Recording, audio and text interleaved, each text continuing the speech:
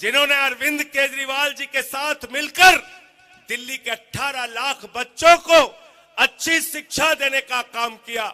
जब केजरीवाल जी की सरकार बनी तो यहां सरकारी स्कूलों में मकड़ी के जाले लगे रहते थे।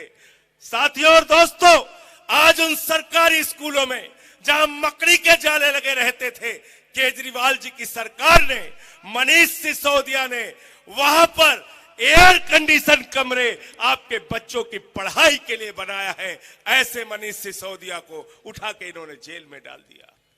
दिल्ली के सरकारी स्कूलों में स्विमिंग पूल का निर्माण हुआ है, एथलीट के ग्राउंड बने हैं, हॉकी के ग्राउंड बने हैं। पिछले 7 साल से इंटर का रिजल्ट, सरकारी स्कूलों का दिल्ली का रिजल्ट प्राइवेट स्कूलों से बेहतरीन आ रहा है। नरेंद्र मोदी जी को यह बात पसंद नहीं है। हमारे बच्चों को अच्छी शिक्षा कैसे मिल रही है, इस गुनाह में मनीष सिसोदिया को पकड़ के जेल में डाल दिया।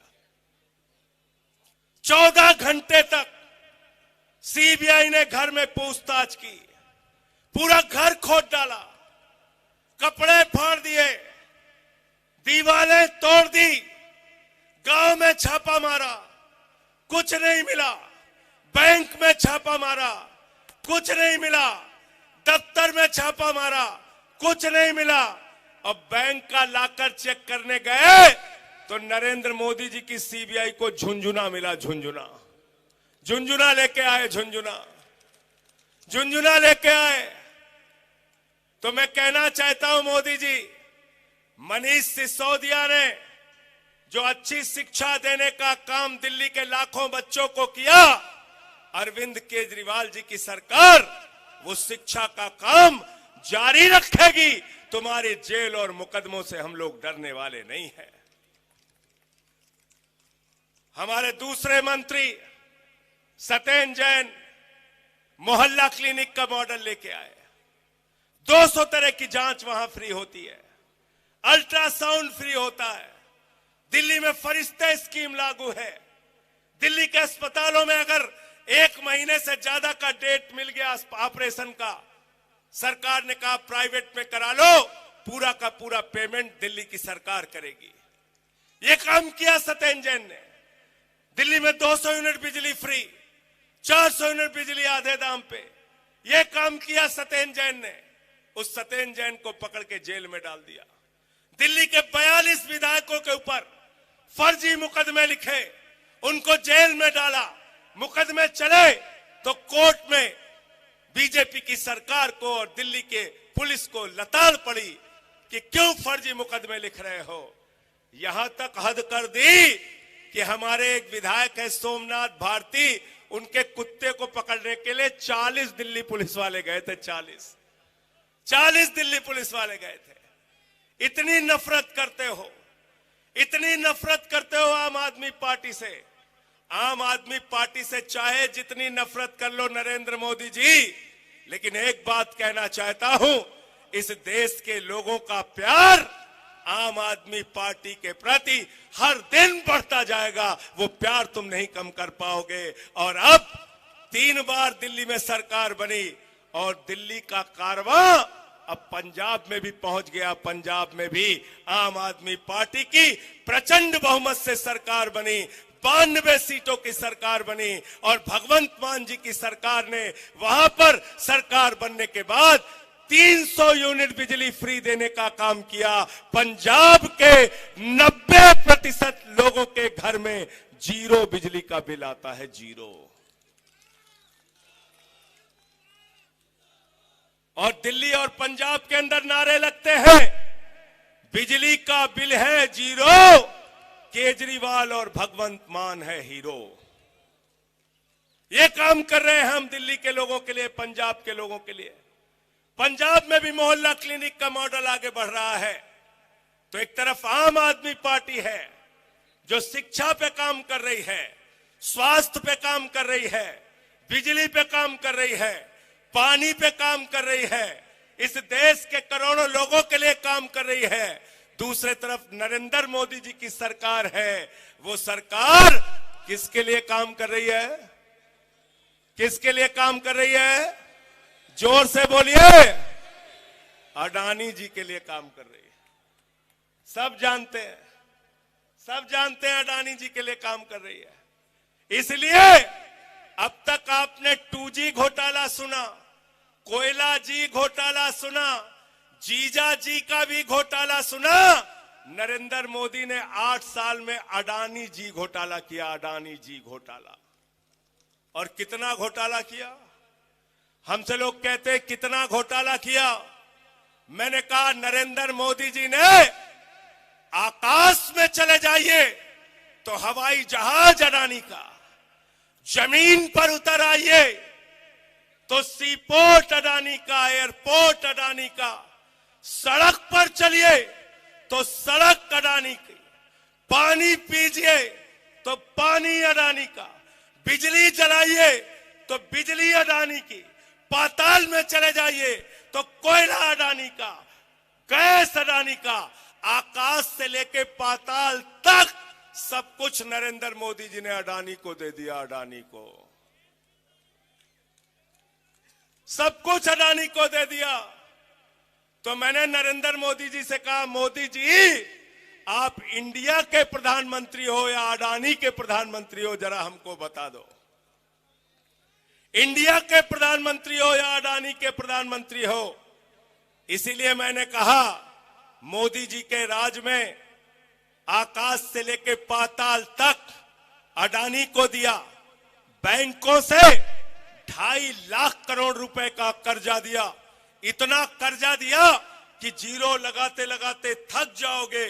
साथियों और दोस्तों, आज अडानी का घोटाला इस देश का सबसे बड़ा घोटाला है। संसद में आम आदमी पार्टी मांग कर रही है कि अडानी के घोटाले की जेपीसी से जांच करो और नरेंद्र मोदी और अडानी जो मिलकर देश को लूटने का काम कर रहे हैं, करोड़ों लोगों का पैसा एलआईसी में डूब रहा है, एसबीआई में डूब रहा है, देश के बैंकों को लूटने का काम कर रहे हैं। आपको 2.5 लाख का कर्जा चाहिए, नहीं मिलेगा। अडानी को 2.5 लाख करोड़ का कर्जा मिला है, आपको 50,000 रुपए का कर्ज माफ करना है, नहीं होगा। अडानी का 86,000 करोड़ का कर्जा माफ हुआ है और वो अडानी अकेले मॉरिशस में एक पते पर 6 कंपनी खोलकर 42,000 करोड़ रुपए काला धन अपनी कंपनियों में हिंदुस्तान में लगाता है। बताओ अडानी को जेल जाना चाहिए कि नहीं जाना चाहिए? मोदी जी को जेपीसी बनानी चाहिए कि नहीं बनानी चाहिए? इसलिए अंतिम में एक नारा लगा दो मेरे साथ कि मोदी अडानी भाई भाई। अरे मोदी अडानी भाई भाई। पीछे तक हाथ उठना चाहिए, पीछे तक। मोदी अडानी भाई भाई, दोनों हाथ ऊपर कर। मोदी अडानी भाई भाई। अरे मोदी अडानी भाई भाई। अरे मोदी अडानी भाई भाई। और मोदी जी एफआईआर लिखवा रहे हैं, एफआईआर। जो जो लोग एफआईआर लिखवाने के लिए तैयार हैं वो मेरे साथ नारा लगाएंगे। जो डरेंगे वो नारा नहीं लगाएंगे। नारा क्या है? मोदी हटाओ, मोदी हटाओ, मोदी हटाओ। अब मैं मोदी जी से कहूंगा कि जितने लोग यहां नारा लगा रहे हैं और हम लोग जो यहां बैठे हैं, सबके ऊपर एफआईआर लिख के दिखाओ, सब पे एफआईआर लिखो। बहुत बहुत शुक्रिया, बहुत बहुत धन्यवाद। इंकलाब, इंकलाब, आम आदमी, आम आदमी। बहुत बहुत धन्यवाद संजय भैया। अब मैं निवेदन करूंगा दिल्ली प्रदेश के अध्यक्ष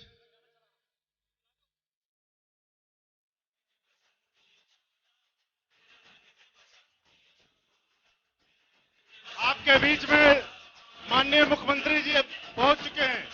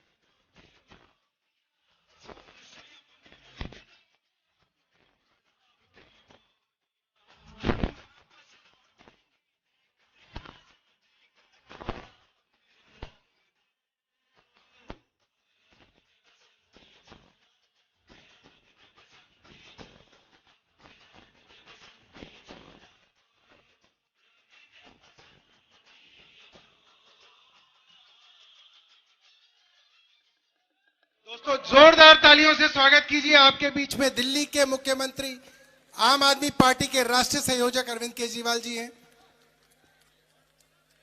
दोस्तों अभी अभी आपके बीच में संजय सिंह जी थे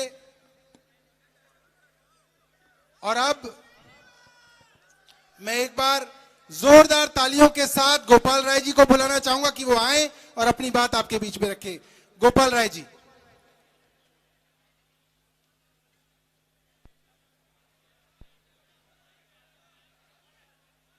शहीद आजम भगत सिंह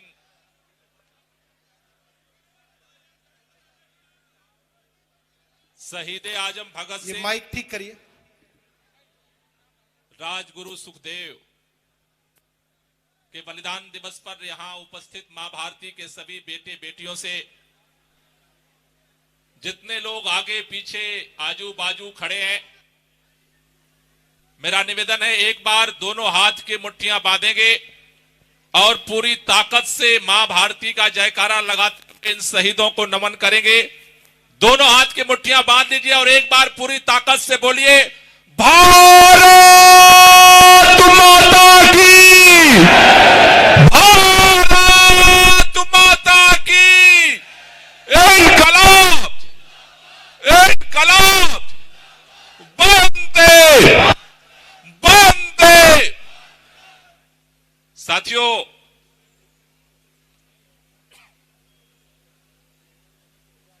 आज पूरा देश शहीद आजम भगत सिंह, राजगुरु सुखदेव को याद कर रहा है। साथियों, जब इस देश के अंदर अंग्रेजों की हुकूमत थी, आप जानते हो इस देश के अंदर ब्रिटिश हुकूमत के खिलाफ जंगे आजादी में अपनी जान की बाजी लगा करके जब हमारे क्रांतिकारी लड़ रहे थे, यही दिल्ली है, दिल्ली के पार्लियामेंट में भगत सिंह और उनके साथी ने बम फेंका था।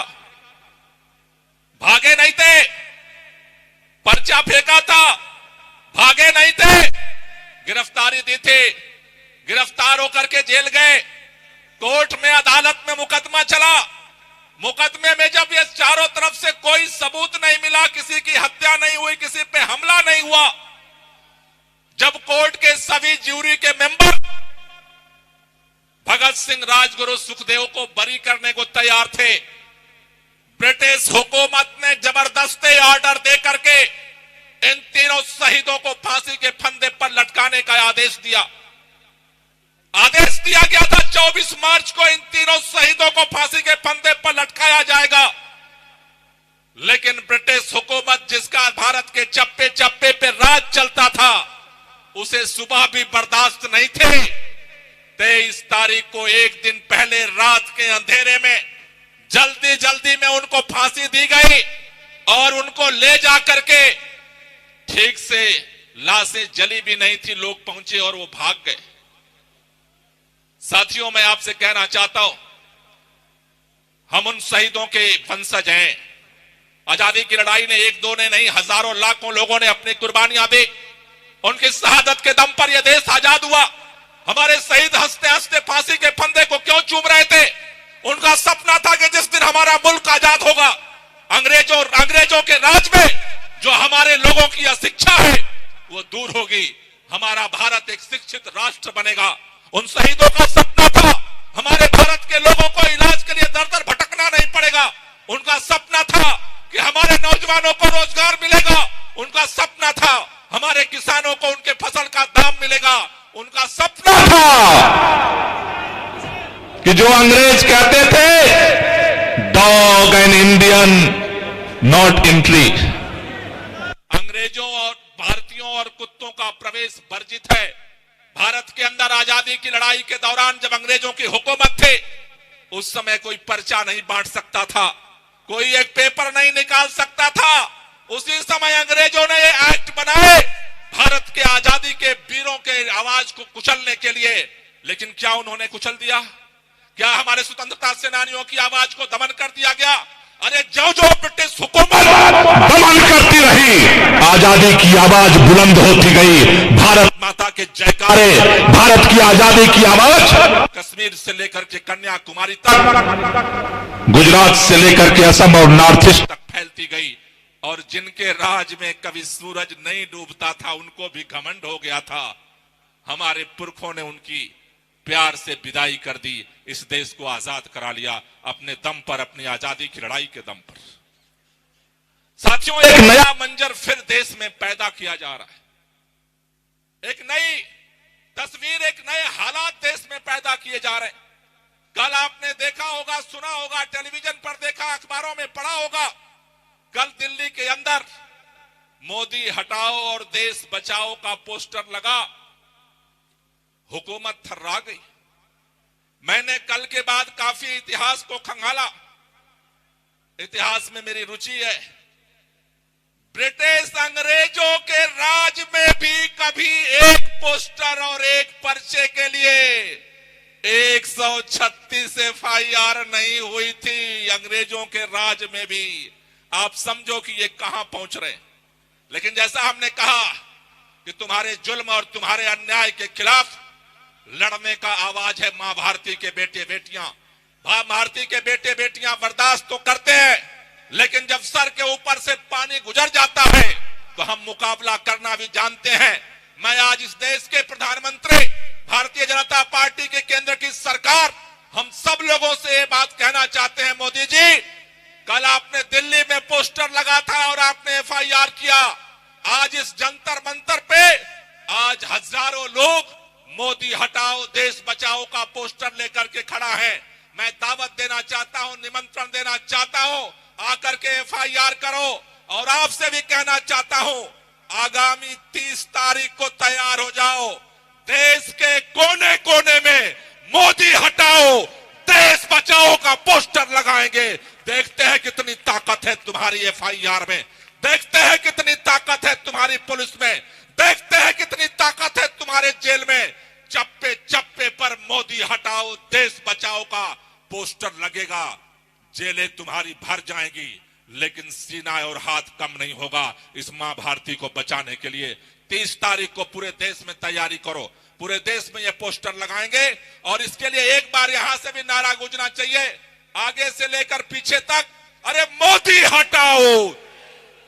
सबके हाथ ऊपर उठने चाहिए, अरे मोदी हटाओ, अरे मोदी हटाओ, अरे मोदी हटाओ, मोदी हटाओ, अरे मोदी हटाओ, अरे मोदी हटाओ, अरे मोदी हटाओ, अरे मोदी हटाओ।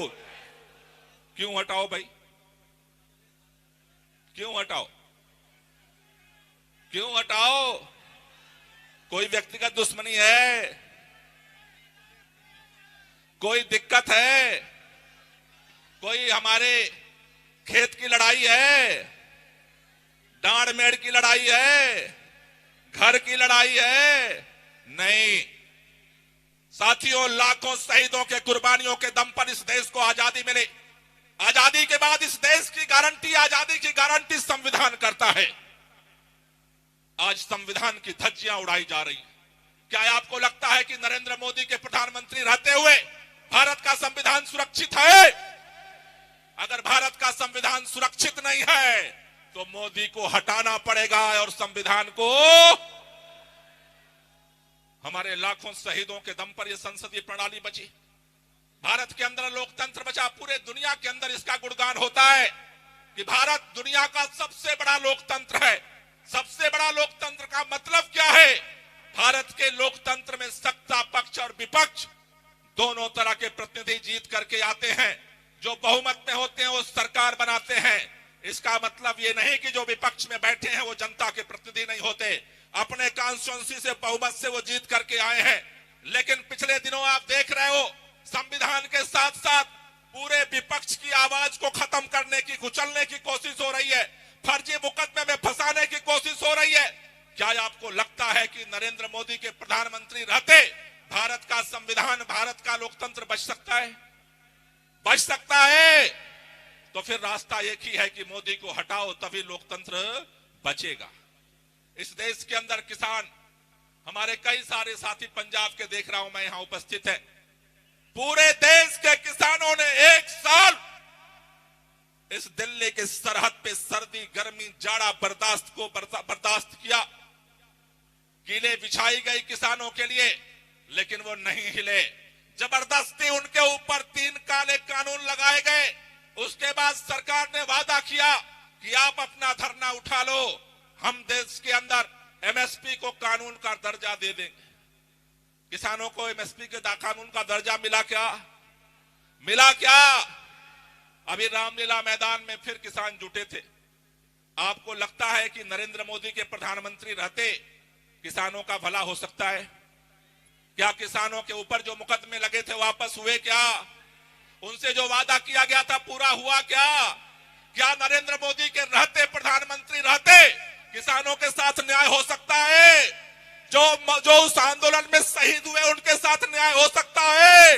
क्या मुकदमे वापस हो सकते हैं? क्या एमएसपी मिल सकती है?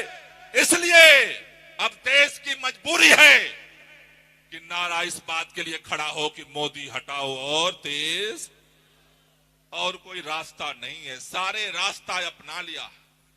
देश के छात्रों ने, याद करो, जवाहरलाल नेहरू विश्वविद्यालय के छात्र, इलाहाबाद विश्वविद्यालय के छात्र, हैदराबाद यूनिवर्सिटी के छात्र, जामिया मिलिया इस्लामिया के छात्र, बनारस हिंदू यूनिवर्सिटी के छात्र, पूरे देश के छात्र जब आवाज उठा रहे थे, उनको देशद्रोही आतंकवादी कह करके कुचल दिया गया। हैदराबाद के अंदर एक नौजवान रोहित वेमुला शहीद हो गया। नौजवानों की आवाज को कुचल दिया गया, उनकी आवाज को बंद कर दिया गया, और इस देश के अंदर नौजवानों को संदेश दिया गया कि अगर बोलोगे तो फिर तुम्हारे खिलाफ तुम्हें आतंकवादी घोषित करके और तुम्हारी जिंदगी को तबाह कर देंगे। आपको लगता है कि इस देश में 9 साल होने जा रहे हैं, देश के प्रधानमंत्री नरेंद्र मोदी की सरकार रहते हुए उन छात्रों को न्याय मिल सकता है? क्या उनकी आवाज खुल सकती है? क्या छात्रों को न्याय मिल सकता है? तो नहीं मिल सकता है। आंदोलन तो सब करके देख लिया, लोगों ने आवाज उठाया, छात्रों ने, विश्वविद्यालय ने, सड़क पर सब जगह आवाज उठाई, लेकिन आवाज को कुचल दिया गया सत्ता के दम पर। सत्ता के दम पर यह आवाज क्यों कुचली जा रही है? क्योंकि इस देश के अंदर वर्तमान में एक ऐसा व्यक्ति प्रधानमंत्री है जो हिटलर बनने का सपना देखता है। इसलिए आज एक ही रास्ता बचा है कि मोदी हटाओ और देश, यही रास्ता बचा है। देश के मजदूरों की क्या हालत है? आजादी की लड़ाई के बाद इस देश के अंदर मजदूरों को अलग अलग एक्ट में, अलग अलग धाराओं में अधिकार मिला था कि अगर उनके अधिकार को छीना जाएगा तो इस कानून के तहत उनको सुरक्षण दिया जा सकता है। आजादी की लड़ाई के बाद मजदूरों की हालत तो ऐसे ही दयनीय है। इस देश के अंदर एक किसान का बेटा, एक मजदूर का बेटा जिस तरह की जिंदगी जीने को मजबूर है आजादी के 75 साल बाद, शायद भगत सिंह, राजगुरु, सुखदेव आज जिंदा होते। भगत सिंह बटुकेश्वर दत्त ने असेंबली में बम इसीलिए फेंका था कि मजदूरों के खिलाफ सेफ्टी बिल लाया जा रहा था। आज मजदूरों के सारे कानून खत्म कर दिए, अधिकार खत्म कर दिए, केवल 4 कानून में सिमटा दिया। हमारे बीच में पंजाब के मुख्यमंत्री भगवंत मान जी पहुंचने वाले हैं। एक बार जोरदार तालियों से एक बार भगवंत जी शहीद आजम भगत सिंह, राजगुरु और सुखदेव जी की प्रतिमा पे फूल चढ़ाएंगे।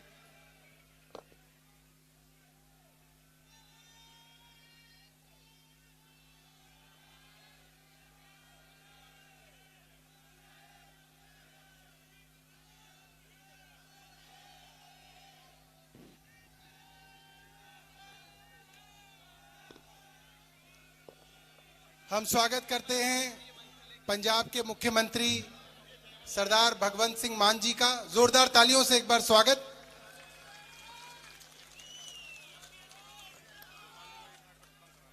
हमारे बीच में भगवंत मान जी भी पहुंच चुके हैं।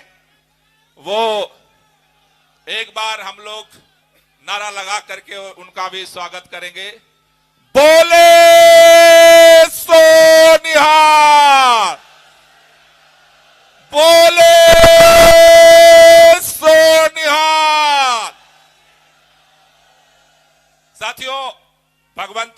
आपसे बात करेंगे, इसके पहले 2-3 लाइनें खत्म कह के अपनी बात खत्म करूंगा।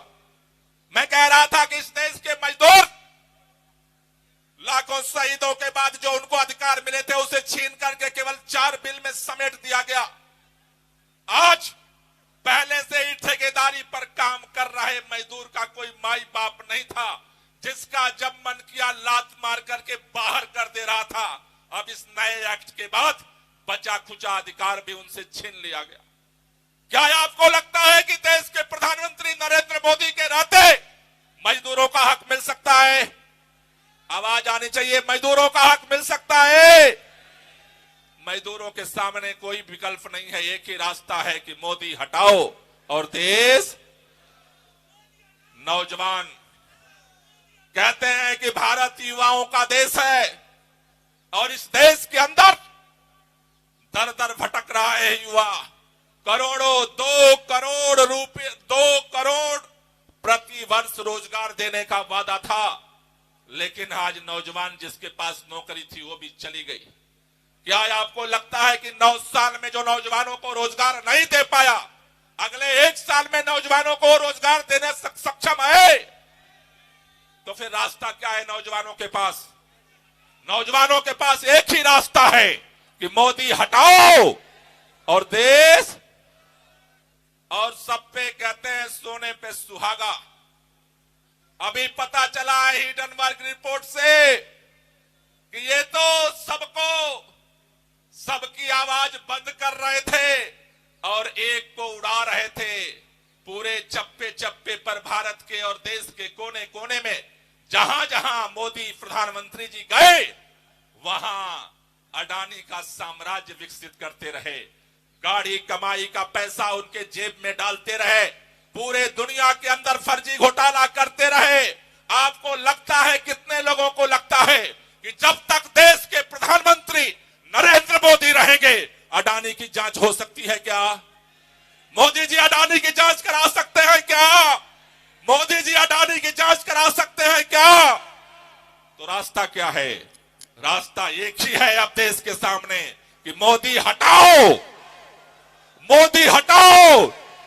सबके हाथ आगे से पीछे तक उठने चाहिए। एक बार इस नारे के साथ भगवंत मान जी को हम लोग आवाज देंगे, दोनों हाथ ऊपर करके, अरे मोदी हटाओ, अरे मोदी हटाओ, अरे मोदी हटाओ। हमारे शहीद आजम भगत सिंह, राजगुरु सुखदेव जैसे हजारों क्रांतिकारियों ने जो लड़ाई लड़ी, हंसते हंसते फांसी के फंदे को चूमा, उनकी आत्मा हमें भी ताकत दे और इस तानाशाही सरकार से हम लड़ें और उनकी जो विरासत है उसे बचाने के लिए मोदी को हटाने में कामयाब हों और देश को बचाने में कामयाब हों। बहुत बहुत शुक्रिया, बहुत बहुत धन्यवाद। इनकलाब जिंदाबाद। साथियों, अब मैं बुलाना चाहूंगा उनको जो शहीद आजम भगत सिंह की भूमि से आते हैं और जिन्होंने और आम आदमी पार्टी ने इतिहास चर्चा कि अपनी सरकार जब बनाई तो शपथ समारोह शहीद आजम भगत सिंह की जन्मभूमि में वो किया और पूरी दुनिया में शहीद आजम भगत सिंह का नाम पहुंचाया। मैं स्वागत करना चाहूंगा पंजाब के मुख्यमंत्री भाई भगवंत सिंह मान जी का कि वो आए और अपनी बात रखें।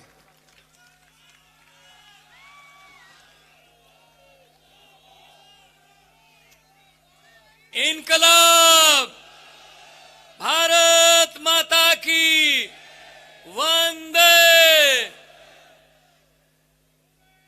मंच पर सत श्री अकाल। मंच पर आसीन आम आदमी पार्टी के राष्ट्रीय संयोजक और इसी जंतर मंतर की धरती से संघर्ष करने के बाद इसी जंतर मंतर पे चंद देश प्रेमी देशभक्त लोगों को इकट्ठा किया। काफिला बढ़ता गया, काफिला बढ़ता गया और आज आम आदमी पार्टी के रूप में एक लहर, एक पूरे देश में एक बदलाव और एक क्रांति की खुशबू जो है वो फैल रही है। हमारे सुप्रीमो अरविंद केजरीवाल जी, आपके मुख्यमंत्री दिल्ली के, और विद्यार्थी जीवन से संघर्ष में और हकों के लिए लड़ने वाले भाई गोपाल राय जी आपके सामने बोल रहे थे। जब वो बोलते हैं दिल से बोलते हैं और दिल से जो बात निकलती है असर रखती है। संजय सिंह जी जो राज्यसभा में ना सिर्फ आम आदमी पार्टी का बल्कि देश का नारा, जो पूरा देश लगा रहा है नारा, वो नारा लगाने जब जाते हैं राज्यसभा में, तो राज्यसभा में भाषण कर रहे मोदी जी का ध्यान बटता है कि ये कौन है जो राज्यसभा में इतना सच बोल रहा है कि मोदी अडानी भाई भाई। और हमारी पूरी टीम जो आम आदमी पार्टी की दिल्ली के एमएलए, मंत्री साहबान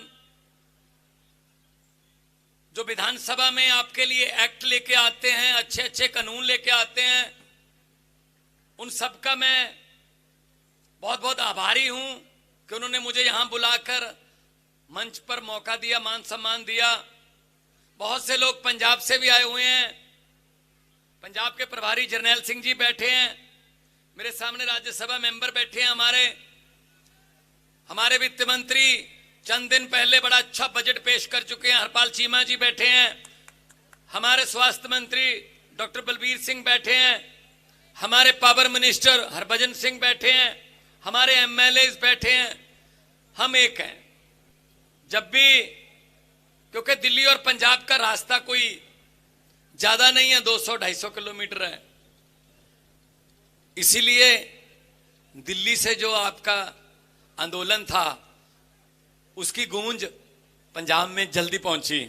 इसीलिए पंजाब में 92 सीटें दी।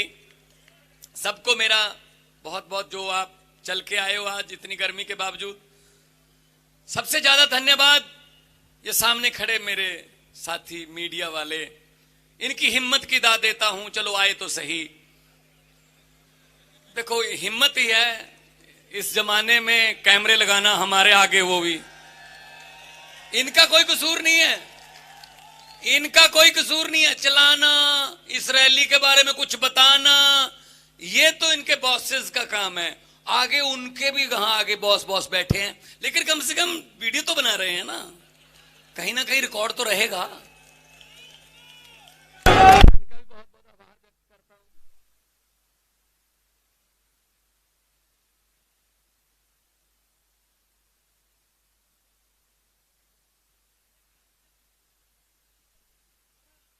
एक बात हम बोल देते हैं। मुझे किसी ने पूछा कि फलां इलेक्शन लड़ रहे हो, सर्वे में नहीं आ रहे। मैंने कहा जी आम आदमी पार्टी है, सर्वे में नहीं आती, सरकार में आती है बस।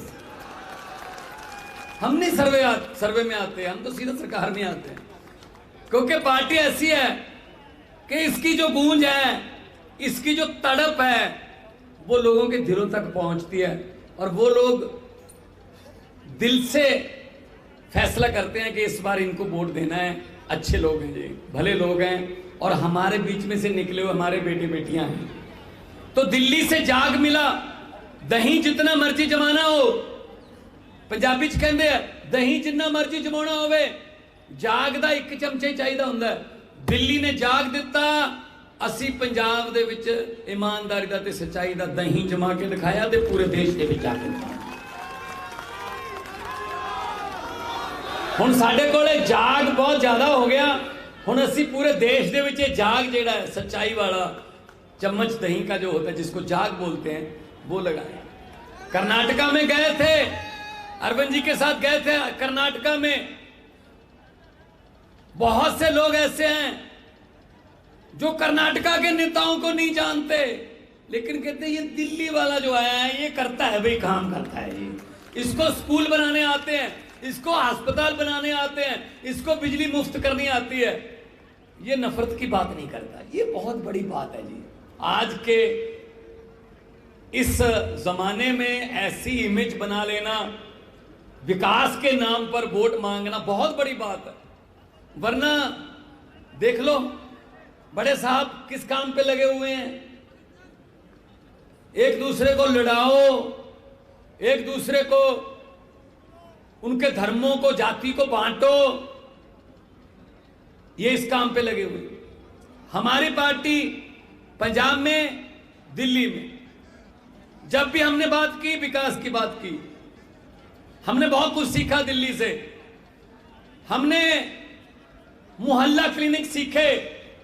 हालांकि सीखने के लिए तो बहुत बड़े बड़े राजनीतिक और विदेशों के राजदूत, प्रधानमंत्री, राष्ट्रपति, उनकी पत्नी भी, ट्रंप की पत्नी भी आके स्कूल देख के गई। लेकिन हमने देख रखे थे कि कभी भी हरे रंग का पेन आएगा तो ऐसे स्कूल हम भी बनाएंगे पंजाब में, और ऐसे मोहल्ला क्लिनिक हम भी बनाएंगे। तो 26 जनवरी 16 मार्च को हमने भगत सिंह जी के खटखड़ कलां गांव में ओथ ली। उसके बाद 15 अगस्त को 100 मोहल्ला क्लिनिक और 26 जनवरी को 500 टोटल मोहल्ला क्लिनिक हो गए हैं जी। और लाखों लोग उसका फायदा ले रहे हैं। दवाइयां मुफ्त मिल रही हैं, टेस्ट मुफ्त हो रहे हैं, स्कूल ऑफ एमिनेंस भी शुरू कर दिए हैं। हमने वादा किया था, गारंटी दी थी अरविंद जी ने स्टेजों पर जाकर पंजाब में कि बिजली मुफ्त कर देंगे। तो विपक्ष वाले कह रहे थे पैसे कहां से आएंगे, बार बार पूछते थे पैसे कहां से आएंगे। हमने बताया नहीं उनको कि पैसे कहां से आएंगे, हमें पता था पैसे इन्हीं के बीच में से आएंगे। तो भ्रष्टाचारियों को पकड़ पकड़ के अंदर कर रहे हैं, जो नजायज जमीनों पर कब्जे कर रखे थे वो छुड़वा रहे हैं, पैसे वहां से आ रहे हैं। और 1 जुलाई से पंजाब में बिजली का बिल 0 आता है जी। पूछ लो किसी से, 200 किलोमीटर कोई दोस्त रहता रहता होगा, उनसे पूछ लेना। ये होती है विकास की राजनीति। अब देखिए प्रधानमंत्री जी, उनके पास कोई अफसर आता है, वो कहता है जी आधी रात को 12 बजे बुला लो लोकसभा और बुला के अनाउंस कर दो नोटबंदी। वो साइन कर देते हैं, अच्छा इससे क्या होगा, इसके लिए होगा। आधी रात को बुला लो, जीएसटी लागू कर दो। कौन सी फाइल है, ये फाइल है। वैसे बोल देते हैं फाइल रख जाओ, मैं पढ़ लूंगा, लेकिन पढ़ते नहीं हैं क्योंकि हैं जी।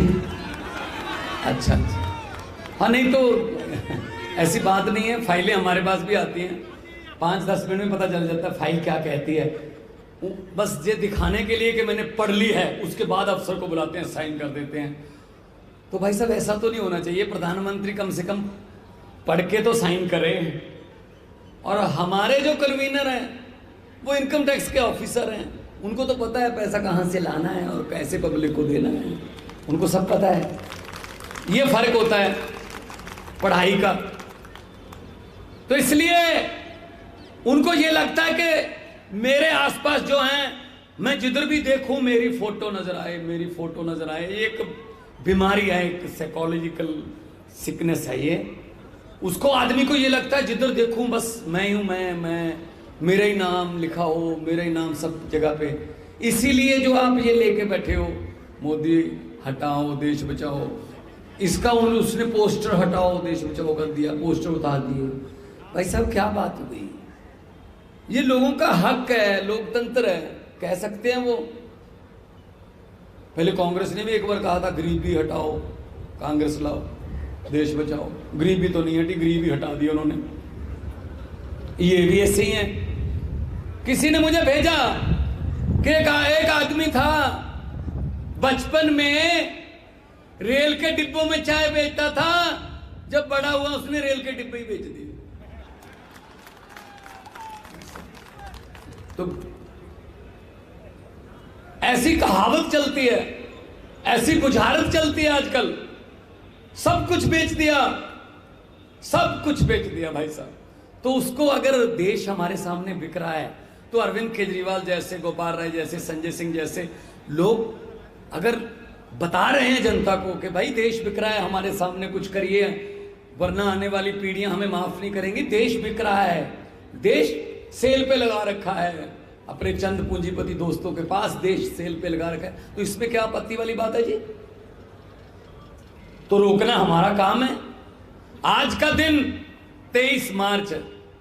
आज के दिन मैं खटखड़ कलां जाके आया हूं भगत सिंह के गांव में, उसके बाद मैं हुसैनी वाला जाके आया हूं जहां उनकी समाधि है। आज के दिन अंग्रेजों ने 23 साल के 22 साल के 3 नौजवानों को फांसी दे दी थी, भगत सिंह, राजगुरु और सुखदेव। उनको ये लगता था इनको फांसी देने से सब खत्म हो जाएगा, लेकिन फांसी शरीरों को दी, उनके विचारों को नहीं दे पाए। विचार जिंदा है अभी भी।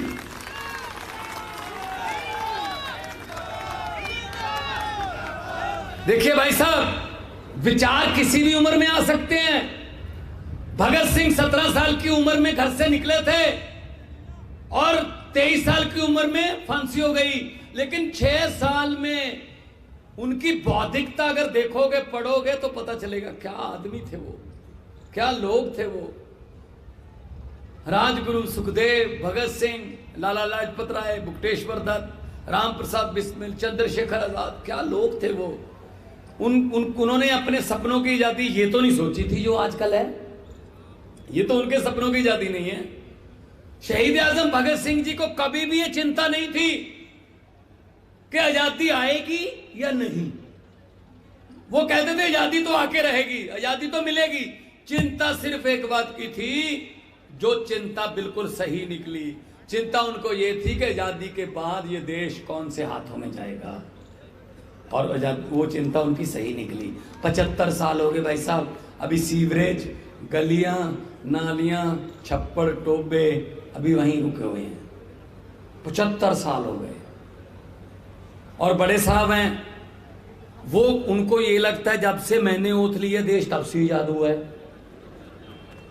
वो 6 साल वाजपेयी वाले भी खा जाते हैं बीच में ही, उनमें भी कह देते हैं 70 साल से कुछ नहीं किया। ऐसा नहीं होता। जो सिकंदर था वो जीतना शुरू कर चुका था 18 साल की उम्र में, जीत कर आगे चला जाता था, अगले राजे को जीतता था फिर आगे चला जाता था। ये बात मैंने लोकसभा में बोली थी। अगले जीतता चला गया। क्या गलती हुई? एक बहुत बड़ी गलती कर गया सिकंदर, जो आजकल बड़े साहब कर रहे हैं। जीतते तो चले गए, जैसे कोई स्टेट अगर नहीं जीती तो छीन भी लेते हैं, इधर से उधर से खरीद के। जीतते और छीनते तो चले गए सिकंदर की तरह, वापस जाना भूल गए भाई साहब। जब वापसी का टूर निकला सभी राजे खड़े थे, आजा, जाएगा कहाँ? तो इसीलिए हम कहते हैं हंकार नहीं करना चाहिए। 2 बार जीत गए फिर क्या होगा? वापस भी जाना होता है, लोगों को हिसाब भी देना होता है। 130 करोड़ जनता हिसाब मांगेगी।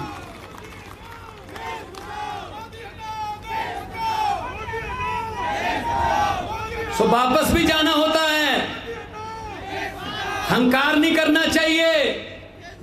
हर वक्त अरविंद केजरीवाल जी हमको यही समझाते हैं, जिस मर्जी कुर्सी पे बिठा दे जनता, जनता के लिए काम करना है, हंकार नहीं करना है।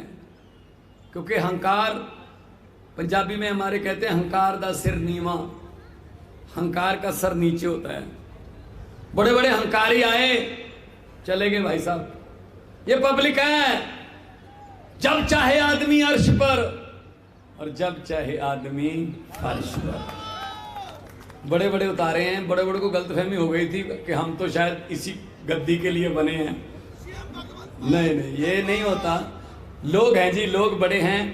और भगत सिंह जी को सच्ची श्रद्धांजलि आज यही होगी, उनकी आत्मा को सच्ची श्रद्धांजलि उनकी आत्मा भी सुन रही होगी कहीं ना कहीं कि चलो जंतर मंतर पे कुछ लोग तो इकट्ठे हुए, घर से निकले, मेरे सपनों की आजादी को बचाने के लिए कुछ तो निकले। जब भगत सिंह जी आजादी का आंदोलन लड़ रहे थे तब भी लोग मजाक करते थे कि ये छोटे छोटे बच्चे इतने बड़े अंग्रेज साम्राज्य को हिला देंगे, उनको भगा देंगे, हो ही नहीं सकता। लोग मजाक करते थे, लेकिन उन्होंने हिला दिया, उन्होंने उनको भगा दिया। तो मैं ये कहना चाहता हूं, आपके पास भगत सिंह जी एक ऐसी शक्ति दे गए हैं जिसकी शायद शक्ति को आपको भी नहीं पता कि कितनी शक्ति है। उस शक्ति का नाम है वोटर कार्ड। आप अपना वोटर कार्ड देखना जाके घर पे, उस पे फोटो तो आपकी ही लगी होगी, लेकिन उसमें आपको थोड़ी गौर से सोचोगे तो उसमें आपको शहीद भगत सिंह, सरदार उधम सिंह, करतार सिंह सराभा, राजगुरु, सुखदेव, चंद्रशेखर आजाद जैसे हजारों योद्धाओं, सूरमाओं की खून की सुगंधी आएगी। तो आप सोचते होंगे कि भगवंत मान ये कैसी बात कर रहा है, वोटर कार्ड से क्या संबंध हुआ भगत सिंह के खून का? जी मैं बताता हूं, शादियां तो तब भी होती थी, सांस तो अंग्रेजों के जमाने में भी लोग लेते थे, गिद्दे भंगड़े भी होते थे, लेकिन अंग्रेज वोट नहीं डालने देते थे। भगत सिंह जी की लड़ाई यही थी अंग्रेजों के साथ कि आप जाइए, ये हमारा देश है, हम अपने नेता खुद चुनेंगे, हम अपने लीडर अपने आप चुनेंगे, हम अपने वोट से, लोकतंत्र डेमोक्रेसी से हम अपने लोग चुनेंगे, अपने नेता चुनेंगे। तो इसी चक्कर में उनको फांसी दे दी गई। लेकिन उसके बाद देश आजाद हो गया। आजाद हो गया तो हमारे पास वोटर कार्ड बन गया। तो वोटर कार्ड बन गया मतलब वोटर कार्ड किसने बनवाया? शहीद आजम भगत सिंह जैसे हजारों योद्धाओं ने अपना खून दे के ये वोटर कार्ड बनाया है। बड़ा दुख होता है जब पता चलता है इस मोहल्ले में जी वोटर कार्ड 2000 में बिकता है, इस मोहल्ले में तो दारू बांट दो जी 4 पेटियां, तो वोटर कार्ड जहां मर्जी ले जाओ। बड़ा दुख होता है। मैं कहता हूं उसकी कीमत पहचानो, भले ही हमको ना डालो लेकिन अपनी मर्जी से तो डालो। कम से कम जब आप वोट का कोई सौदा करते हो 2000 में, 5000 में या किसी लालच में आकर, तो वो वोट का सौदा नहीं होता, वो शहीद आजम भगत सिंह जैसे हजारों योद्धाओं के खून का सस्ता सौदा होता है। खून का सस्ता सौदा मत करो। उन्होंने बहुत बड़ा हथियार दे दिया, वो वोट डाल के बदल दो, जो लूट रहा है उसको बदल दो, जो खराब है उसको बदल दो। आपके पास चांस मिल गया। अब भगत सिंह ने कहा था कि क्रांति के लिए हर बार बंदूक उठानी नहीं पड़ती, क्रांति के लिए किताबें भी होती हैं। हम लोगों ने भगत सिंह की ऐसी इमेज बना दी है, शायद वो एक लड़ाका नौजवान था लेकिन उनके हाथ में किताबें भी थी। ये भी सोचो, कभी किताब वाली फोटो देखना, कभी आप पढ़ना कि भगत सिंह क्या क्या किताबें, कौन सी किताबें पढ़ते थे और क्या लिखते थे। उनको जब कहा गया शादी करनी है तेरी, तो भगत सिंह ने कहा, उस दिन मंगना था, मंगनी थी उस दिन जिस दिन भागे थे, तो उन्होंने कहा इश्क करना सबका पैदाइशी हक है, इश्क करना सबका पैदाइशी हक है, क्यों ना इस बार वतन की सरजमी को महबूब बना लिया जाए। जो वतन की सरजमी को, जो देश की धरती को महबूब बनाने वाले लोग थे, उन क्या लोग थे। तो उनके सपनों की आजादी, ये चंद जो नफरत फैलाने वाले उस आजादी का गलत इस्तेमाल करें, ये हमें बर्दाश्त नहीं है। हमने कुछ नहीं बनना जी। जितने भी बैठे हैं नॉन पॉलिटिकल बैकग्राउंड वाले बैठे हैं, कोई अफसर था इनकम टैक्स में, कोई अपना एनजीओ चला रहा था, कोई आईएएस की तैयारी कर रहा था, मैं फेमस कलाकार था, वकील थे, कोई डॉक्टर थे, सब अपनी अपनी जगह काम पे लगे हुए थे। इसी जंतर मंतर पे आए कि भाई साहब भ्रष्टाचार के खिलाफ कोई कानून तो बना दो। तो यहाँ मजाक सुनना पड़ता था उनका, ऐसे सड़क पर बैठकर कानून नहीं बनते। अगर इतना ही शौक है कानून बदलने का, भ्रष्टाचार हटाने का, चुन कर आइए। सड़क पर बैठकर नहीं होगा, चुन कर आइए। देखो भगवान की लीला, एक आदमी को झाड़ू देकर भेजा, झाड़ू ने ऐसी सफाई की कि हम चुनकर आ गए, वो सड़कों पर बैठे। ये फर्क है। अभी हम क्यों कह रहे हैं, हमारा क्या लेना देना, मोदी जी हटाओ या किसी और को हटाओ, हम क्यों कह रहे हैं? हमारी कोई उनसे कोई दुश्मनी थोड़ी है, पर्सनली कोई दुश्मनी थोड़ी है कि मोदी हटाओ देश बचाओ। हमें तो दिक्कत यह है कि हमारे सामने हमारा देश बिक रहा है। तो आने वाली पीढ़ी हमसे पूछेंगी, भाई जब देश बिक रहा था तुम क्या कर रहे थे? कम से कम हम जितने लोग आए हैं, ये अगली पीढ़ी को आंखों में आंखें डालकर तो कह सकते हैं, जिस दिन जब देश बिक रहा था हम आवाज तो उठा रहे थे ना। सूरज ने डूबने से पहले पूछा, कोई है जो मेरी जगह लेगा? तो एक छोटे से दिए ने कहा, मैं कोशिश करके देखूंगा। कोशिश तो करिए ना, कोशिश तो करनी बनती है ना। एक जंगल में आग लग गई, पूरे जंगल में आग फैल गई, सब जानवर भाग गए। एक छोटी चिड़िया थी, चोंच में थोड़ा पानी भर के आग पर फेंकती, फिर जाती, फिर चोंच भर के लाती पानी की, फिर आग पर फेंकती। फिर जब 10-15 बार ऐसा किया, दूसरे जानवर हंसने लगे। अरे भोली चिड़िया, ये तेरी गलतफहमी है, तेरी चोंच के पानी से जंगल की आग नहीं बुझेगी, भाग जा। चिड़िया ने कहा, ये मुझे पता है मेरी चोंच के पानी से जंगल की आग बुझने वाली नहीं है, लेकिन जब जंगल की हिस्ट्री लिखी जाएगी, आप सबका नाम दुम दबाकर भागने वालों में होगा और मेरा अकेली का नाम आग बुझाने की कोशिश करने वालों में होगा। यही फर्क है, यही फर्क है। तो क्यों कह रहे हैं हम? वो कहते हैं ना तो खाने दूंगा ना खाऊंगा, ऐसा बोलते हैं। मैं आपको उदाहरण देता हूं एक। अरविंद जी, एक गांव में भैंसें चोरी होने का सिलसिला शुरू हो गया। लोगों की दूध देने वाली भैंसें चोरी हो जाती थी। एक रात 2 भैंसें चोरी हो गई, अगली रात फिर 1 भैंस चोरी हो गई, तीसरी रात फिर 2 भैंसें चोरी हो गई। तो गांव वाले इकट्ठे होकर एक साधु संत के पास गए, उसी गांव के बगल में ही रहता था वो। उन्होंने कहा, जी संत जी, अपनी तीसरा नेत्र खोलिए और हमें बताइए क्या हुक्म है, क्या करें। हमारी तो भैंसें चोरी हो रही हैं और हमारा काम जो है वो दूध पर चलता है, हमारे परिवार पलते हैं दूध पर। तो उन्होंने, जो संत महात्मा थे, उन्होंने कहा, एक चद्दर तान लेना,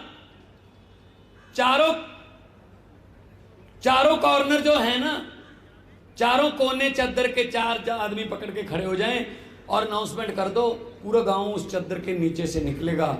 निकालते जाना, जिसने भी भैंसें चोरी की होंगी, जैसे भी चद्दर से नीचे से निकलेगा, तुरंत निकलने के बाद वो मर जाएगा।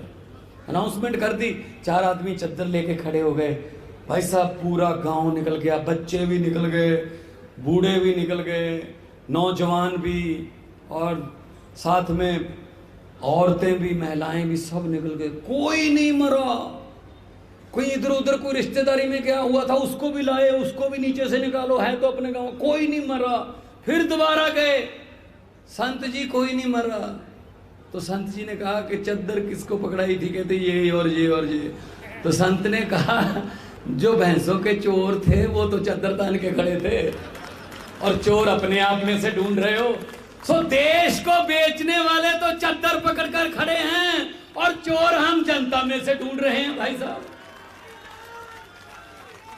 इनसे चद्दर, देश की चद्दर इनसे छीन कर इनको चद्दर से नीचे से निकालो, देखना इंसाफ कैसे होता है। 1-1 रुपए का हिसाब लेंगे, 130 करोड़ जनता का हिसाब करना है, 130 करोड़ लोगों का हिसाब करना है। इसलिए मैं आपको यहाँ पे, मुझे बहुत अच्छा लगा, काफी देर बाद जंतर मंत्र आए हैं, क्योंकि आमतौर पर सरकारें जंतर मंतर पर आती नहीं हैं, लेकिन हम लोग की लड़ाई तो हमेशा चलती रहती है। हम तो सरकार में भी आ जाएं, फिर भी हमारा तो कोई ना कोई देश के लिए कहीं ना कहीं हमारा आंदोलन जो है वो चलता ही रहता है। तो ये धरती जो है वो ऐसी है जहाँ जो सच्चे दिल से यहाँ पर आके दिल से आवाज़ लगाए देश के लिए, तो भगवान परमात्मा सुनता है। हालांकि ये मेला लगा हुआ है जंतर मंत्र पे, पीछे देख लेना, कोई किसानों का वो बैठे हैं, किसानों के जो आत्महत्याएं कर ली, किसी कोई कुछ अपना मांग लेकर बैठा है, लेकिन हम यहाँ एक बड़े मिशन के लिए आए हैं। और मैं यही बात कहूँगा कि देखो, आज राहुल गांधी को 2 साल की सजा, साथ में जमानत, और सत्येंद्र जैन को और सिसोदिया को अभी जुर्म भी तय नहीं हुए, सीधा जेल।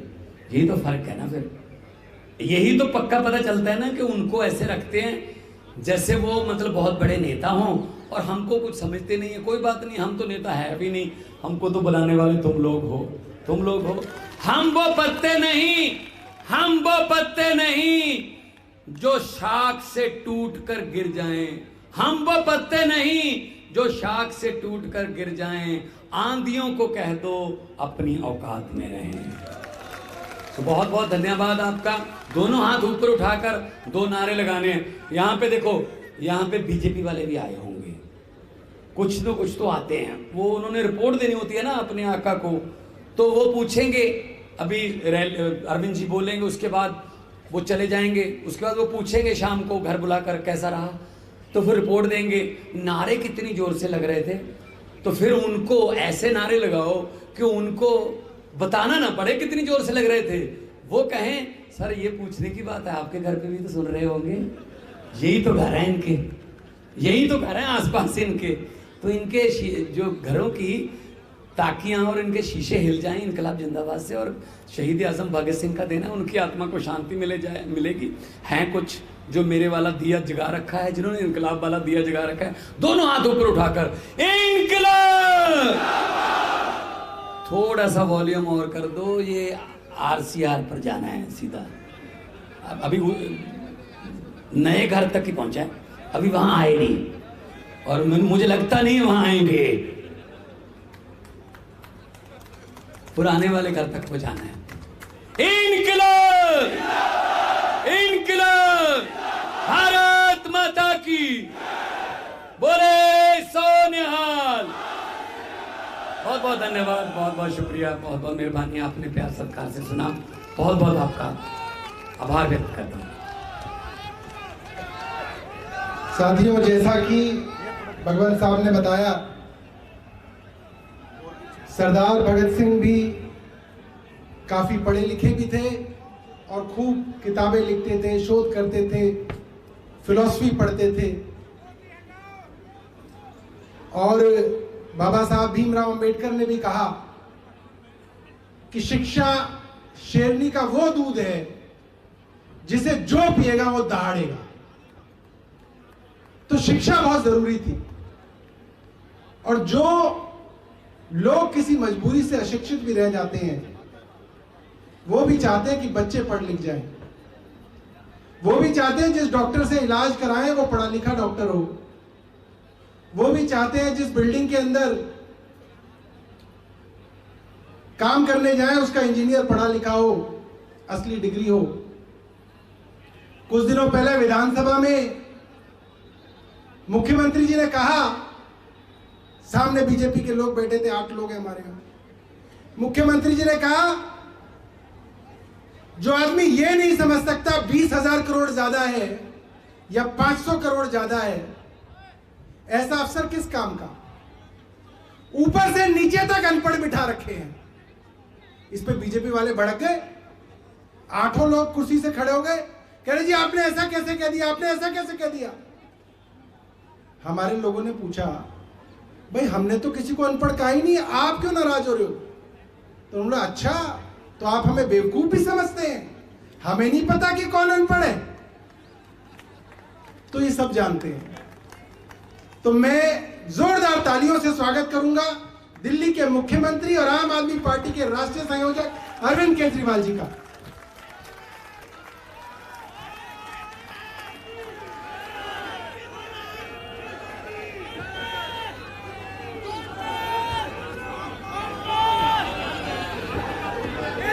एक बार सब लोग दिल से जोर से भारत माता का जयकारा लगाएंगे, मुट्ठी बंद करेंगे, हाथ ऊपर करेंगे और दिल से बोलेंगे भारत माता की, भारत माता की, इनकलाब, इनकलाब, वंदे वंदे। मंच पे मौजूद पंजाब के मुख्यमंत्री और मेरे छोटे भाई सरदार भगवंत मान जी,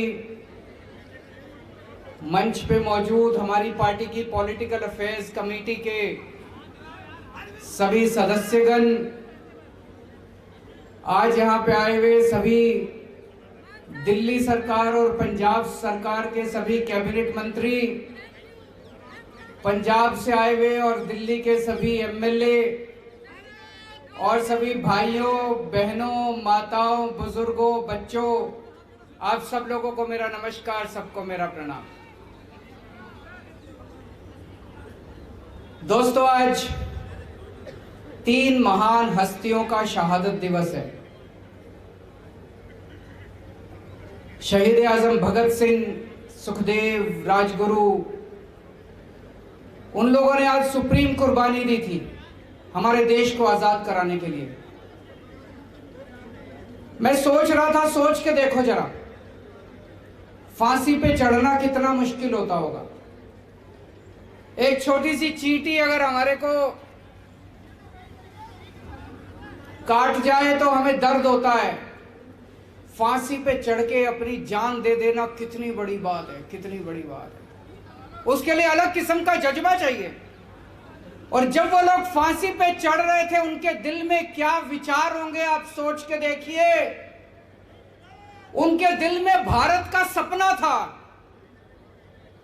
23 साल के 3 युवा, भारत का सपना था उनके दिल में कि एक दिन हमारा भारत आजाद होगा, एक दिन उस भारत के अंदर सबको अच्छी शिक्षा मिलेगी, हर किसान खुश होगा, मजदूर खुश होगा, सबको नौकरी मिलेगी, सबको रोजगार मिलेगा, सबको अच्छी स्वास्थ्य सेवाएं मिलेंगी, सबको बराबरी का अधिकार मिलेगा, सारे देश के अंदर प्यार और मोहब्बत होगी।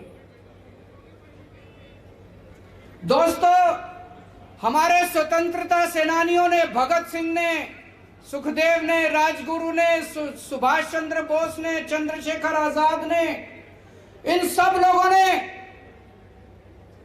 अंग्रेजों के टाइम पे अंग्रेजों के खिलाफ खूब पोस्टर चिपकाए थे, खूब पोस्टर चिपकाए थे। आज से 100 साल पहले अंग्रेजों ने भी पोस्टर चिपकाने के जुर्म में किसी को भी गिरफ्तार नहीं किया था। आज से 100 साल पहले भी अंग्रेजों ने किसी को पोस्टर चिपकाने के जुर्म में एफआईआर नहीं की थी। भगत सिंह ने सोचा भी नहीं था कि एक ऐसा भारत बनेगा आज से 100 साल के बाद, कि एक ऐसा प्रधानमंत्री आएगा कि पोस्टर चिपकाने के जुर्म में 138 एफआईआर हो जाएंगी। 138 एफआईआर। इस देश के अंदर किसी महिला के साथ कुछ गलत काम हो जाए तो एफआईआर दर्ज कराना नानी याद आ जाती है। इस देश के अंदर चोरी हो जाए, डकैती हो जाए, कोई छीना झपटी हो जाए, मारपीट हो जाए, मर्डर हो जाए तो एफआईआर नहीं होती। 24 घंटे के अंदर पोस्टर चिपकाने के जुर्म में 138 एफआईआर।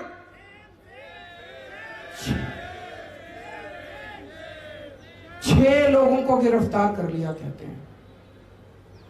एक कोई प्रिंटर है और 6 लोग हैं जो बेचारे गरीब आदमी दीवारों पे पोस्टर चिपका रहे थे उनको। यार ये चल क्या रहा है? प्रधानमंत्री जी की तबीयत ठीक है? मैं पूछना चाहता हूं, प्रधानमंत्री जी की तबीयत ठीक है? हमारे महान देश के इतने शक्तिशाली प्रधानमंत्री एक प्रिंटर और 6 गरीब आदमियों से भिड़े पड़े हैं परसों से। ये शोभा देता है हमको? इतने महान देश के शक्तिशाली प्रधानमंत्री एक प्रिंटर से भिड़े पड़े हैं परसों से। ये पोस्टर ही तो था, मोदी हटाओ देश बचाओ, लगा लिया, क्या फर्क पड़ गया? तबीयत ठीक है प्रधानमंत्री जी की?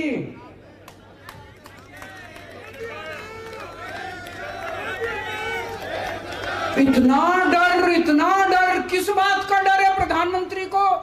इतनी इनसिक्योरिटी, इतने इनसिक्योर हैं, लोगों को पकड़ के जेल में डाल रहे हैं।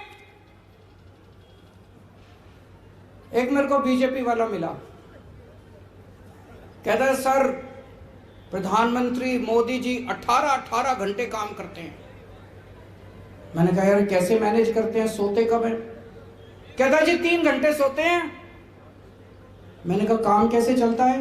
3 घंटे में तो किसी इंसान का काम नहीं चलता। 3 घंटे की नींद से तो 6 घंटे की नींद जो चाहिए होती है। मैंने कहा 3 घंटे की नींद से तो काम नहीं चलता।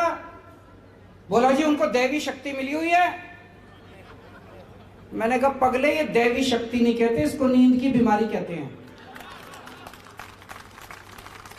प्रधानमंत्री जी को बोलो ठीक से सोया करें, नींद नहीं आती तो नींद की गोली ले लिया करें, किसी अच्छे डॉक्टर को दिखा लें। अगर प्रधानमंत्री जी ठीक से सोएंगे नहीं तो सारा दिन चिड़चिड़े रहते हैं। कभी उनको हंसते देखा है? सारा दिन चिड़चिड़े रहते हैं, गुस्सा आया रहता है, इसको जेल में डालो, इसको जेल में डालो, उसको सवेरे से शाम तक बस जेल में डालो, जेल में डालो, जेल में डालो। तो मैं भगवान से प्रार्थना करता हूं कि प्रधानमंत्री जी स्वस्थ रहें। हमारे देश के प्रधानमंत्री स्वस्थ होंगे तभी देश तरक्की करेगा। आज इन्होंने, बीजेपी वालों ने मेरे खिलाफ भी बहुत पोस्टर लगा दिए पूरी दिल्ली में। मीडिया वाले आए, पता चला कोई पुलिस उनको, मेरी सारे पुलिस वालों से विनती है, हाथ जोड़ के किसी को गिरफ्तार मत करना। जनता का हक है पोस्टर लगाना। केजरीवाल अच्छे काम करेगा तो जनता जय जयकार करेगी, केजरीवाल बुरे काम करेगा तो जनता पोस्टर भी लगाएगी मेरे खिलाफ। लगाए मेरे खिलाफ पोस्टर, मेरे को कोई आपत्ति नहीं है, कोई एफआईआर नहीं होगी, किसी को गिरफ्तार नहीं किया जाएगा। और मैं प्रधानमंत्री जी से निवेदन करता हूं, उन बेचारों को छोड़ दो यार, वो 6 गिरफ्तार कर रखे हैं, उनको छोड़ दो। थोड़ा सा मोदी जी थोड़ा बड़ा दिल दिखाओ, उन 6 को छोड़ दो, गिरफ्तार कर रखे हैं उन लोगों को। हैं जी, अभी आएंगे उस पे। आज देश की सबसे बड़ी समस्या भ्रष्टाचार है। इतना भ्रष्टाचार हो गया, इतना भ्रष्टाचार हो गया। आज से 3-4 साल पहले लाल किले से खड़े होकर प्रधानमंत्री जी ने कहा था कि मैं भ्रष्टाचार के खिलाफ लड़ाई लड़ूंगा। जनता को बड़ा अच्छा लगा, जनता ने सुना, टीवी में देखा, प्रधानमंत्री जी कह रहे हैं मैं भ्रष्टाचार के खिलाफ लड़ाई लड़ूंगा, जनता को बड़ा अच्छा लगा। अगले ही दिन सोमवार को एक कांग्रेस का बड़ा नेता, उसके घर ईडी के छापे पड़े, उसके घर सीबीआई के छापे पड़े, खूब कैश मिला, खूब संपत्ति मिली, हिसाब बेहिसाब कैश मिला। मंगलवार को वो नेता जाके प्रधानमंत्री जी के चरणों में गिर गया, बोला प्रधानमंत्री जी मेरे को भाजपा ज्वाइन करनी है। बुधवार को उसने भाजपा ज्वाइन कर ली, बृहस्पतिवार को उसके सारे केस बंद कर दिए। तृणमूल कांग्रेस का एक बड़ा नेता, उसके घर ईडी के और सीबीआई के छापे पड़े, खूब कैश मिला, उसने बीजेपी ज्वाइन कर ली, उसके सारे केस बंद कर दिए। तो लोगों को लगने लगा यार ये प्रधानमंत्री तो झूठ बोल रहा है, कह रहे थे मैं भ्रष्टाचार के खिलाफ लड़ूंगा, ये कोई भ्रष्टाचार के खिलाफ लड़ रहे हैं। तो पूरे देश में एक राज्य के अंदर 8 एमएलए इन्होंने ईडी सीबीआई भेज के छापे मारे, उनको सारों को अपनी पार्टी में शामिल करा लिया। एक और राज्य के अंदर 20 एमएलए उन्होंने अपनी पार्टी में शामिल करा लिए। तो प्रधानमंत्री जी का मैसेज साफ है, मोदी जी कह रहे हैं मेरे को भ्रष्टाचार से परहेज नहीं है, करो भ्रष्टाचार, खूब भ्रष्टाचार करो, लेकिन मेरी पार्टी में आके करो, बाहर रह के नहीं करने दूंगा। दूसरी पार्टी में भ्रष्टाचार नहीं चलेगा, जो भ्रष्टाचार करना है मेरी पार्टी में आके भ्रष्टाचार करो। बीजेपी में जितना भ्रष्टाचार करो खुली छूट है, कोई ईडी नहीं, कोई सीबीआई नहीं, खुलेआम भ्रष्टाचार करो। ये भ्रष्टाचार से लड़ाई करेंगे। इनके एक नेता हैं कर्नाटक में, उनके घर पे रेड हो गई, पता नहीं कैसे हो गई, मेरे को तो यही नहीं समझ आ रहा वो पहुंच कैसे गए। उसके घर रेड में उसे उम्मीद ही नहीं थी रेड होगी। 8 करोड़ रुपए कैश मिला, 8 करोड़ रुपए, 8 करोड़ कैश मिला। अगले दिन बेल हो गई, कोई गिरफ्तारी नहीं, कुछ नहीं। मनीष सिसोदिया के घर एक नया पैसा नहीं मिला। मनीष सिसोदिया के घर 3-3 बार रेड करी, एक नया पैसा नहीं मिला, बैंक लॉकर से पैसा नहीं मिला, उनके गांव में कुछ नहीं मिला। आज तक मनीष सिसोदिया की बेल नहीं हो रही। सतेंद्र जैन के घर रेड करी, एक नया पैसा नहीं मिला, 3-3 बार रेड हुई, एक नया पैसा नहीं मिला, आज तक उसको बेल नहीं मिल रही। कह रहे हैं दिल्ली में शराब घोटाला हो गया, शराब घोटाला हो गया। अरे गुजरात के अंदर पता नहीं कितने लोग मर गए नकली शराब से, पता नहीं कितने 100 में, जब मैं और भगवंत मान गए थे उसी टाइम शायद 150 लोग, 150 लोग मरे थे शराब से, नकली शराब से। पता नहीं, कह रहे हैं वो शराब बंदी है, खुलेआम शराब बिक रही है, खुलेआम शराब बिक रही है। पूरी दुनिया में सबसे बड़ा शराब घोटाला अगर कहीं है तो गुजरात के अंदर है। कहते हैं 10 से 15 हजार करोड़ रुपए सालाना का शराब घोटाला है, उसके ऊपर कुछ नहीं होता है जी। 10 से 15 हजार करोड़, 10 से 15 हजार करोड़ रुपए का शराब घोटाला है गुजरात के अंदर, वहां पे कुछ नहीं होता। तो वो उनके अपने जब शराब घोटाला करते हैं, उनके अपने जब चोरी करते हैं, भ्रष्टाचार करते हैं, उनके खिलाफ कुछ नहीं होता। अडानी के ऊपर इतने बड़े बड़े आरोप लगे भ्रष्टाचार के, इसके उसके, सरकार ने उसकी हिम्मत नहीं सरकार की एक इंक्वायरी तक नहीं करी। सुप्रीम कोर्ट ने कमेटी बिठाई है। सुप्रीम कोर्ट ने अगर कमेटी बिठाई है तो गड़बड़ तो है। सुप्रीम कोर्ट यूं ही तो कमेटी बिठा नहीं देता। सुप्रीम कोर्ट ने जांच कमेटी बिठाई है, प्रधानमंत्री ने सीबीआई और ईडी नहीं भेजी अडानी के घर में। तो मैसेज सारा साफ है पूरे देश को कि मेरे वाले जब घोटाला करेंगे उनके खिलाफ कोई एक्शन नहीं होगा। भ्रष्टाचार करना है तो बीजेपी में रह के भ्रष्टाचार करो, इसको भ्रष्टाचार की लड़ाई नहीं कहते। अभी मैं कर्नाटक में गया, कर्नाटक में वहां पे बीजेपी की सरकार है, उसको 40% कमीशन की सरकार कहते हैं। क्यों? हर ठेके में बताते हैं 40% लिए जाते हैं। पहली बार भारत के इतिहास में हुआ होगा कि वहां के सारे ठेकेदार इकट्ठे हो गए। ठेकेदारों की एसोसिएशन ने प्रधानमंत्री को चिट्ठी लिखी कि अब हमसे काम नहीं होता जी, 40% कमीशन देने के बाद कुछ नहीं बचता, आप कुछ करो। प्रधानमंत्री ने अपने मंत्रियों और अफसरों के खिलाफ नहीं करा, जो ठेकेदार एसोसिएशन का प्रेसिडेंट था उसको उठा के जेल में डाल दिया। एक व्हाट्सएप आया था, कहते हैं जी सारे देश में चुन चुन के मोदी जी ने भ्रष्टाचारियों को बीजेपी में इकट्ठा कर लिया और प्रधानमंत्री जी अब चोरों के सरदार हैं।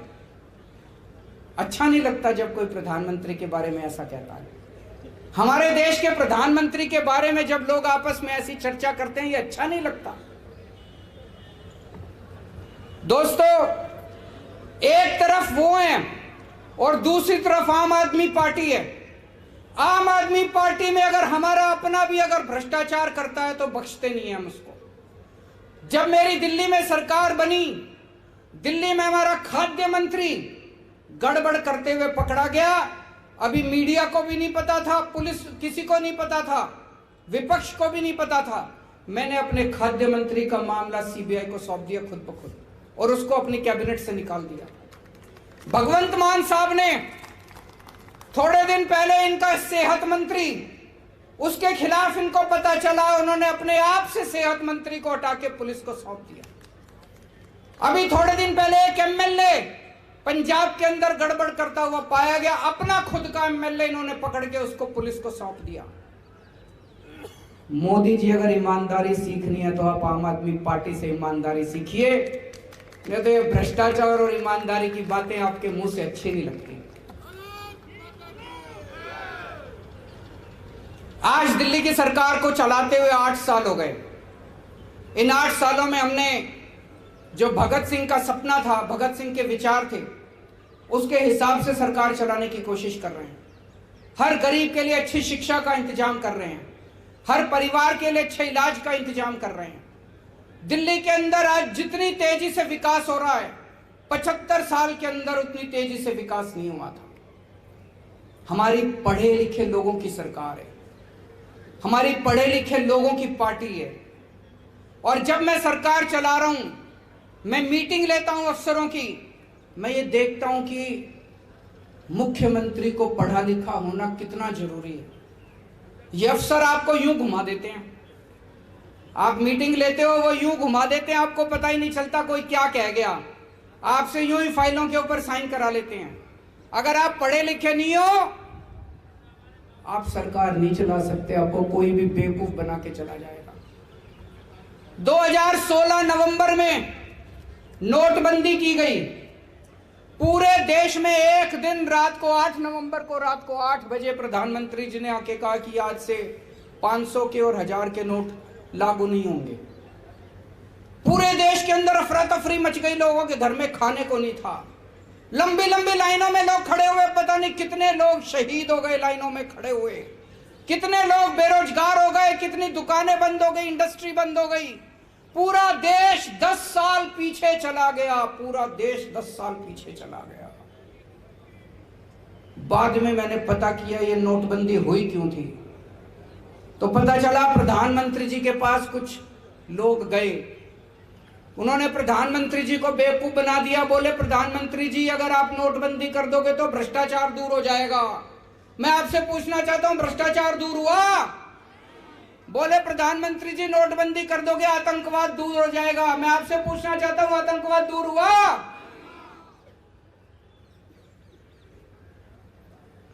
मैं एक वीडियो देख रहा था, प्रधानमंत्री जी से एक पत्रकार ने पूछा आप कितने पढ़े लिखे हैं? उन्होंने कहा मैं हाई स्कूल तक गया हूं, उसके बाद मैंने पढ़ाई नहीं की। एक और उनका भाषण सुन रहा था, उसमें वो खुद ही कह रहे थे मैं कोई खास पढ़ा लिखा नहीं हूं, गांव के स्कूल में गया था, उसके बाद मैंने पढ़ाई नहीं की। मैं समझ गया अगर देश में आज पढ़े लिखे प्रधानमंत्री होते, भाई साहब कभी भी नोटबंदी नहीं होती, क्योंकि वो समझ जाते कि नोटबंदी से कितना नुकसान हो सकता है। अगर पढ़े लिखे प्रधानमंत्री होते तो देश 10 साल पीछे नहीं चला जाता, देश की अर्थव्यवस्था 10 साल पीछे नहीं जाती। पढ़े लिखे प्रधानमंत्री बहुत जरूरी हैं। जीएसटी लागू किया गया, जीएसटी तो लागू होना ही था, उसके पहले कांग्रेस की सरकार से ये जीएसटी के टाइम से जीएसटी का मामला चल रहा था। जीएसटी लागू किया गया, लेकिन जिस तरह से लागू किया गया, आज पूरे देश के किसी व्यापारी से पूछ लो, सारे छाती पीट के रो रहे हैं ये क्या जीएसटी कर दिया है कि नहीं है। किसी से जीएसटी नहीं संभल रहा, इतने बड़े बड़े चार्टर्ड अकाउंटेंट रख लिए, उनकी फीस रख ली है, जीएसटी पल्ले ही नहीं पड़ता। आज अगर हमारे देश के प्रधानमंत्री पढ़े लिखे होते, जीएसटी ठीक से लागू हो गया होता, इतनी तकलीफ नहीं होती पूरे देश के अंदर व्यापारियों को जितनी आज जीएसटी की वजह से लोगों को तकलीफ हो रही है। दोस्तों, ये 3 किसानों के खिलाफ कानून लेके आए, बोले बड़ी क्रांति आ जाएगी, बड़ी क्रांति आ जाएगी। किसान रो रहे हैं, पीट रहे हैं, धरने कर रहे हैं, प्रदर्शन कर रहे हैं। किसान कह रहे हैं मर जाएंगे, ये कानून मत करो, माने ही नहीं।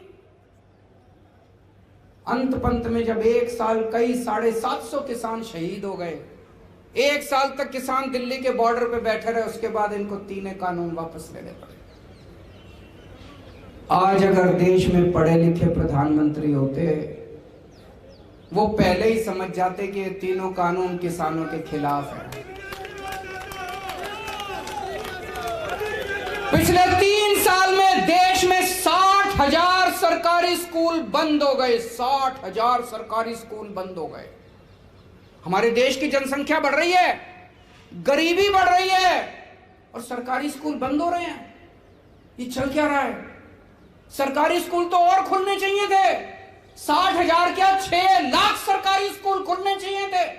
देश में 6.25 लाख गांव है, हर गांव के अंदर एक सरकारी स्कूल होना चाहिए, और ये स्कूल बंद कर रहे हैं। आज अगर एक पढ़ा लिखा प्रधानमंत्री होता, वो शिक्षा की कीमत को समझता, वो समझता कि देश को आगे ले जाने के लिए शिक्षा कितनी जरूरी है, वो 60,000 सरकारी स्कूल बंद नहीं करते, वो 6 लाख नए सरकारी स्कूल खोलते। आजादी के बाद 75 साल हो गए, आज तक देश के सरकारी स्कूलों का इन सारों ने मिलकर भट्ठा बिठा दिया। गरीब अपने बच्चों को मजबूरी में सरकारी स्कूलों में भेजते हैं। 75 साल के बाद ऊपर वाले ने एक शख्स को भेजा, मनीष सिसोदिया। उसने देश के सरकारी, दिल्ली के सरकारी स्कूलों का कायाकल्प कर दिया। आप जाके देखो, अभी मैं 4 दिन पहले एक नया स्कूल उद्घाटन करके आया हूं। दिल्ली का डीपीएस मॉडर्न स्कूल वसंत वैली, जीडी गोयंका को पीछे छोड़ते हैं आज हमारे दिल्ली के सरकारी स्कूल। इतना शानदार स्कूल, इतने शानदार सरकारी स्कूल, इतना हमारे बच्चे, गरीबों के, रिक्शे वाले के, मजदूर के बच्चे आज डॉक्टर, इंजीनियर, वकील बन रहे हैं। ऐसा शख्स जिसने देश के करोड़ों करोड़ों बच्चों के मन में, उनके माँ बाप के मन में एक उम्मीद पैदा की कि हमारे बच्चों को भी अच्छी शिक्षा मिल सकती है। नहीं तो एक रिक्शे वाले का बच्चा सोचता था मेरा बेटा भी रिक्शा चला लेगा, मजदूर का बच्चा सोचता था मेरा बेटा भी अब मजदूर बनेगा बड़ा होके। अब ये सपना देख रहे हैं हमारे बच्चे डॉक्टर बनेंगे, इंजीनियर बनेंगे, अमीर बनेंगे। ऐसे शख्स को प्रधानमंत्री जी ने जेल में डाल दिया। कोई अगर पढ़े लिखे प्रधानमंत्री होते तो मेरे को फोन करते, कहते अरविंद जी पार्टीबाजी छोड़ो, आप ये मनीष सिसोदिया को मेरे को दे दो, मैं इसको देश का शिक्षा मंत्री बनाऊंगा। बोलते कि नहीं बोलते? उन्होंने इनको पकड़ के जेल में डाल दिया। बताओ, मेरे को बड़ी तकलीफ हुई। अब मनीष सिसोदिया के लिए नहीं, मनीष सिसोदिया तो भगत सिंह है, जान ले लो उसकी फांसी पे चढ़ा दो, खुशी खुशी देश के लिए फांसी पे चढ़ जाएगा। मुझे देश के लिए चिंता हुई कि इतने अच्छे शख्स को इन्होंने उठा के जेल के अंदर डाल दिया।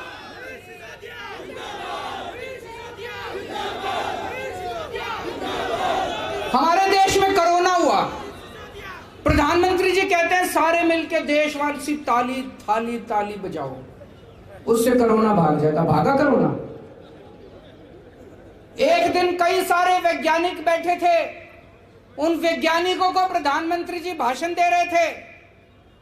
बोले कि गंदी नाली में से जो बदबू आती है, उसमें जो झाग निकलते हैं ना गंदी नाली में, कीचड़ में से, बोले उसमें से वो जो गैस निकलती है उसमें से चाय बनाओ। तो यार सारे गैस का सिलेंडर छोड़ के गंदी नाली में से, ये क्या है? ऐसी बातें करते हैं प्रधानमंत्री जी। एक दिन बोले ये जो बारिश आती है, बारिश में बादल हो जाते हैं, बादलों के टाइम पे हमें आक्रमण करना चाहिए दूसरे देश पे, उसमें राडार में पकड़ा नहीं जाता। वो मैं देख रहा था, सारे मजाक उड़ा रहे थे उनका। अगर आज हमारा प्रधानमंत्री पढ़े लिखे होते तो इस किस्म की बेतुकी बातें नहीं करते जिससे देश का सर झुक जाता है इन बातों से। इससे बड़ी बात यह मेरे को डर लगता है, जो अभी मान साहब ने कहा, बड़ी इंपॉर्टेंट बात कही। जब फाइलें आती हैं उनको आधे बार अगर आदमी पढ़ा लिखा ना हो, आज गवर्नेंस इतनी कॉम्प्लिकेटेड हो चुकी है, सरकार इतनी कॉम्प्लिकेटेड हो चुकी है, अगर आदमी पढ़ा लिखा ना हो, आधी बातें उसको समझ में नहीं आती कि अफसर मेरे से कहां साइन करा रहे हैं। मेरे को डर इस बात का लगता है, चिंता मुझे मेरे देश के बारे में होती है कि मेरे देश के प्रधानमंत्री अगर पढ़े हुए नहीं हैं तो रोज पता नहीं कितने निर्णय ले रहे हैं, कितने डिसीजन ले रहे हैं। वो डिसीजन सही है कि नहीं है, वो निर्णय सही है कि नहीं है, वो कौन करवा रहा है उनसे?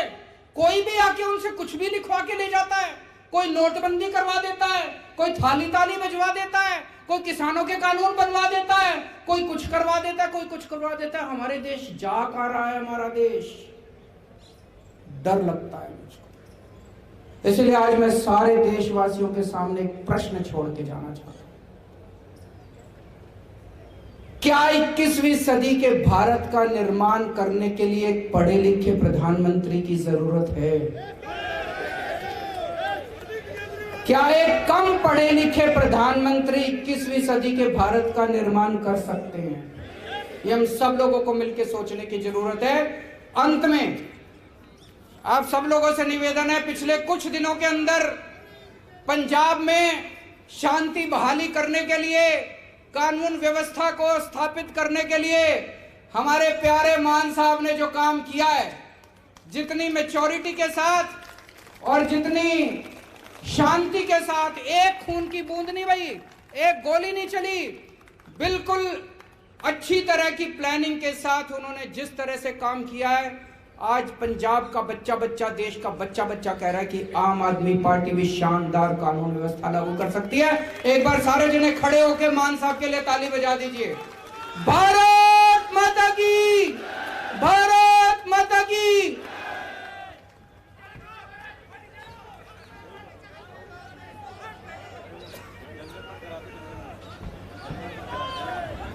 मगर वो तैयार है।